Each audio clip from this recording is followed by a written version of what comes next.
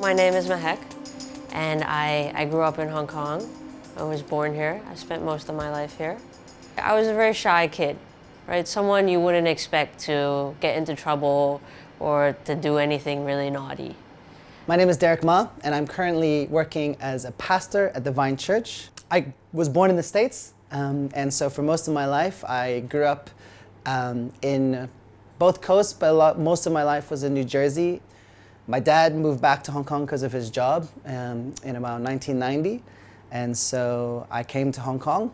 We didn't have a house, we didn't have a pool anymore, so I didn't like it a lot. And I grew up around a lot of Chinese kids. I couldn't communicate with them. They were just learning English. I didn't know how to speak Cantonese. I felt very lonely. I felt different.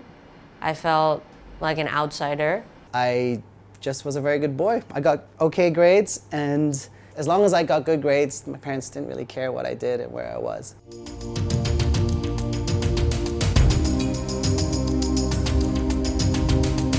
So little stories. I remember lining up to go back into the classroom, and no one would hold my hand, and they eventually came up with a nickname, Harry Eddie. So they called me that for about 3 years, and you know, I have dark skin, I had a lot more hair than all the other kids, and that was something that really hurt me. I was too embarrassed to tell my family that that was happening, and I guess it sort of deepened that feeling of I'm not enough, there's something wrong with me, and that's why they didn't like me. I chose University of Michigan because it was way in a place where none of my family was, so I could just go and be myself, even though I didn't really know what that meant. My first semester, I just kind of got to know some Asian people, a mix of Asian people from Hong Kong, from China, from other places, and then also some American. So I was starting to get this understanding of what it means to be an American-born Chinese person. I never really engaged with that in Hong Kong, but then when I got to America, it was like a really big thing. You know, and I didn't really feel like I was really building a strong friendship with the people around me, and so I was a bit lost in that sense. And so I joined a fraternity.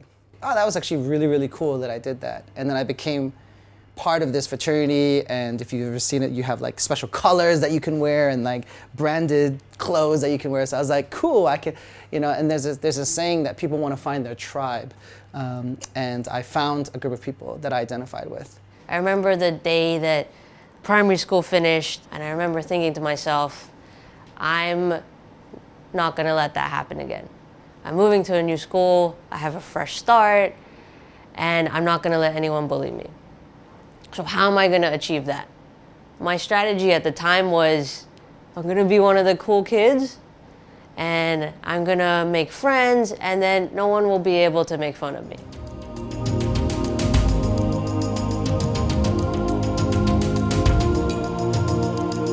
About 13, and we were in Festival Walk. We didn't do anything. I'm sure you know, like lots of kids, we just walked around the shopping mall, and I was getting restless and bored, and I was thinking to go into the stairwell. I was quite scared. It was like maybe 8 people. A lot of them were older than me. So I plucked up enough courage to walk in there and say to them, "What are you doing? I'm bored, let's go somewhere else." One of the guys, he puts his sleeve in my mouth. And then the next thing I know, it feels like I'm looking through everything through a fisheye lens. Everyone's voice became squeaky, and this lasted for about 3 minutes. And then I came back, and I realized my head was tilted like this, and there was drool coming out of my mouth, and everyone was laughing, and all the attention was on me. So what happened was, when I got into this fraternity, though, I was introduced to a lot of things that I'd never experienced before in my life. So a lot of them were smoking weed a lot. You know, it was kind of like, oh, those guys do it and I don't do it. But then I was very curious, so I just thought I'd try. But then I was like, oh, no, I won't do it. But then around that time, and this is the 90s, remember? So around that time, a lot of people were taking ecstasy. A lot of people were doing raves back then. I was 19. when this happened. And so my friends were like, hey, I love doing this. And so they're like, you would love this. You would get so high on this. And I was like, you know, I'm gonna try. Why not? And I just thought it would be fun.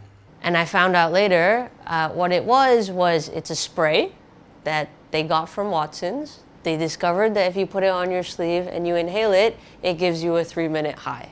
It felt really wonderful. I was part of the group, I did something funny, and I wasn't bored anymore. All of a sudden, like, my day had a little more meaning. And so that was my first experience.